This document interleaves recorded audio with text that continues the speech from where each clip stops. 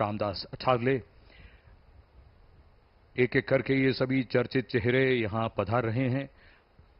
कई बार मुश्किल होता है सबका नाम एक साथ लेना, और उत्सुकता बहुत है। और राष्ट्रपति भवन का प्रांगण, जो अगर इस समय हम राष्ट्रपति भवन की ओर से देख रहे हैं, तो उसके बीचों बीच ये ऐतिहासिक जयपुर स्तंभ 145 फीट ऊंचा,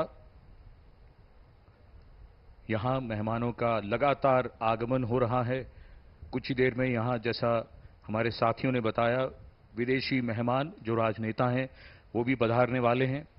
उसके बाद माननीय प्रधानमंत्री का आगमन होगा, फिर समारोह राष्ट्रपति जी के आगमन के पश्चात प्रारंभ होगा, और जिसकी प्रतीक्षा हम सबको है, पूरे देश को है, दुनिया को है, देवेंद्र फडणवीस जो उप मुख्यमंत्री हैं महाराष्ट्र के, उनका आगमन।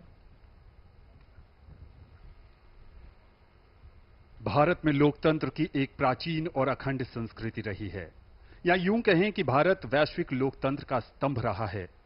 आजादी के बाद से 18 राष्ट्रीय चुनाव, 400 से अधिक राज्य चुनाव और 10 लाख से अधिक स्थानीय स्व सरकारी चुनावों का अनुभव ये देश कर चुका है।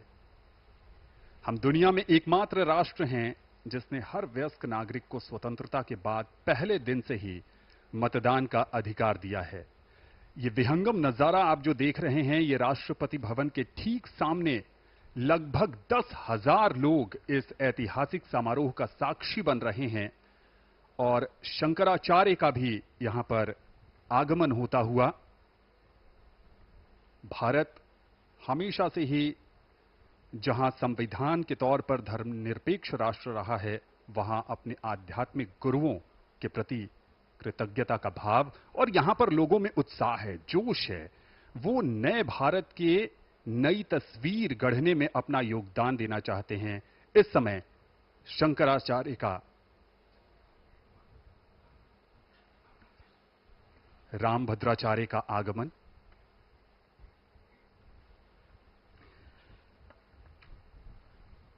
शंकराचार्य का आगमन, और जैसा हम सब जानते हैं, आज के समारोह में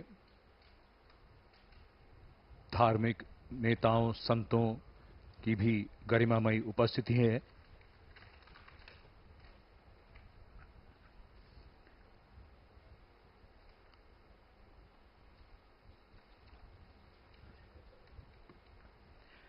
संत रामभद्राचार्य जी, जिनका भी आगमन हुआ, और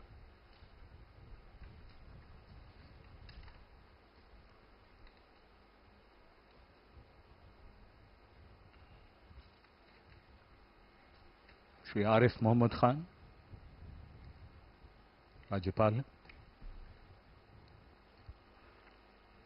डॉक्टर जितेंद्र प्रसाद को हमने देखा, जो जम्मू से सांसद हैं इस बार 18वीं लोकसभा में।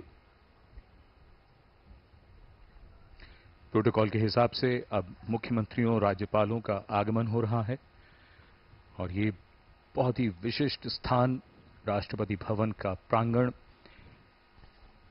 इतिहास के पन्नों में दर्ज, और आज के इस समारोह को भी इतिहास में दर्ज करता हुआ।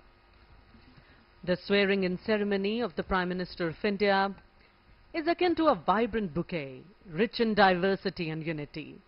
The grounds of Rashtrapati Bhavan start to fill with people from all walks of life, creating a tapestry of faces representing the vast mosaic that is India. Youngsters, filled with excitement, stand beside elders who have witnessed decades of the nation's history. Every corner of the country finds its representation here. Men and women from different states, some clad in traditional attire that showcases the rich cultural heritage of India, and we see the bright saffron mingling with the elegant whites.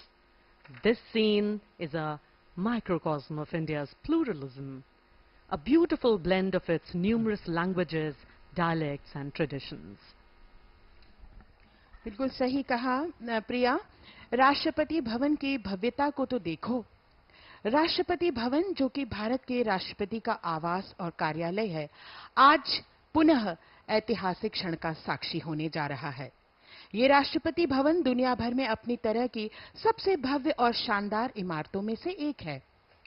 लाल और हल्के गेहुए रंग के बलुआ पत्थर से बनी ये इमारत वास्तुकला की विभिन्न शैलियों का मिश्रण है और इसके निर्माण में 18 वर्ष लगे थे।